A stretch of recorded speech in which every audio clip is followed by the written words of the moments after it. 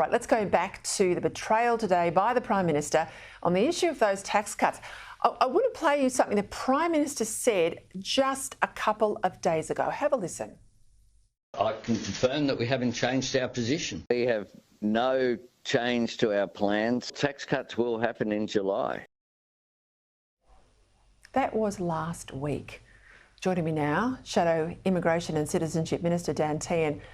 Well, Dan, I mean, there's broken promises and then there's almighty efforts like we've seen 100 times, he said on camera.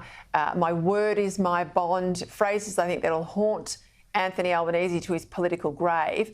How do you think he's going to be judged after the speech today and this attempt to frame the broken promise as a necessity? Well, it's a sad day for our nation, and I think the Australian people will see it for what it is, that they've been lied to over a number of years now. And the Prime Minister, the thing about it today at the press club, he was unashamed about it.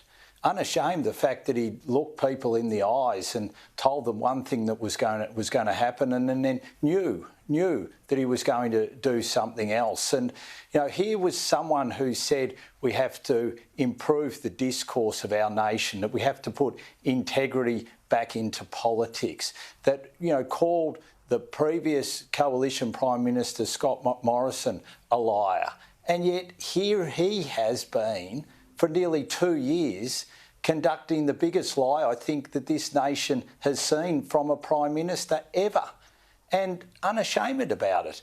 I think it's a sad day for Australia. I think it's a sad day for the office of the Prime Minister, and I think the Prime Minister isn't going to be able to recover from this. I really don't. And the sad thing is he doesn't seem to get the consequences of what he's done.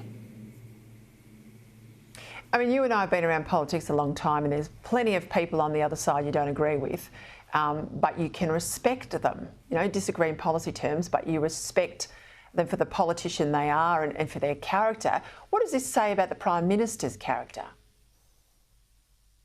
Well, I think it says, sadly, a lot about his character, and it says, sadly, that he can't be trusted.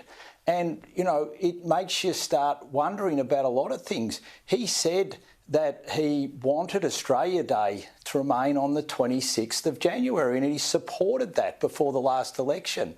We now know that what he's been doing is, through his actions, is slowly undermining it. And we now know that really it seems like his whole modus operandi is to say one thing before an election, do things that undermine things, and then he'll say, oh, circumstances have changed, so I've changed my position. Now, that's not a way to govern a nation. That's not real leadership.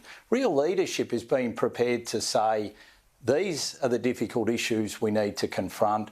This is what I'm going to do. This is what real reform looks like. This is how we secure our nation's future, and that's what I'm going to do.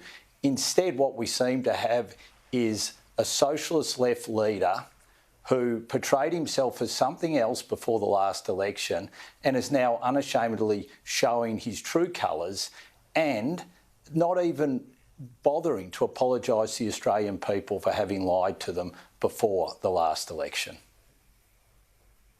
Yeah, he's going to try and win a war with you over the coalition claims that this is a broken promise and it matters and it speaks to his character. Against his argument, I had to do it because of economic circumstances, even though, as Ross Greenwood said, the ones he cited today, like the pandemic, like the war in Ukraine, all happened before he remade the commitment here on the tax cuts.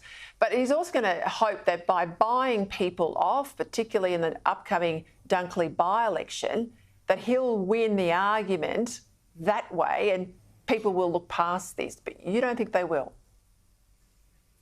I don't think they will. Let's take the war in Ukraine.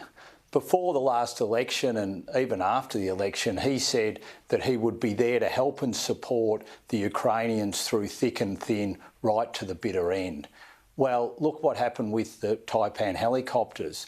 Over $1 billion of military equipment, which could have been offered to Ukraine, instead has been buried in the ground here in Australia. So do you think the Ukrainian population here in Australia are going to say, oh, this is a man of his word, this is a Prime Minister who says something and then we know he will do everything he can to deliver? No, and we're going to see countless and countless examples of that. His character now is seriously under question, and rightly so. And I think the people of Dunkley aren't mugs. I think that they don't want to be treated like fools like this, because they'll know that the Prime Minister might do this to try and buy their vote ahead of the Dunkley by-election. But then what would he do to try and buy the vote of others that might then put the people of Dunkley under a bus? We've seen it with the way that they cut infrastructure to the electorate of Dunkley. Well, I just want to get to that, if I can, Dan. I just want to get to that because the ABS yesterday reported we're officially 27 million people. I know you've been speaking out against this massive record spike in migration, saying, you know, it's operating by Labor under no plan whatsoever. We're 30 years ahead of the forecast where they said we'd hit 26. Well, we're 27. Our population's growing faster and faster. And we've got all of these infrastructure challenges. People can't get themselves a home. This is why we're hurting, isn't it? It is. Immigration is too high. It's running at over 500,000 people a year under Labor. It's putting enormous pressure on housing, on rents, on people's ability to see a doctor. They've cut infrastructure. So in electorates like Dunkley, you know, you're not seeing rail going into that electorate anymore. You're not seeing the road upgrades that are needed. This is a government which said one thing before the last election is doing completely the opposite now. It never said it was going to increase immigration by 500,000 a year, yet that is exactly what it's doing. All right. Thanks, Dan Tehan. Enjoy Australia Day tomorrow.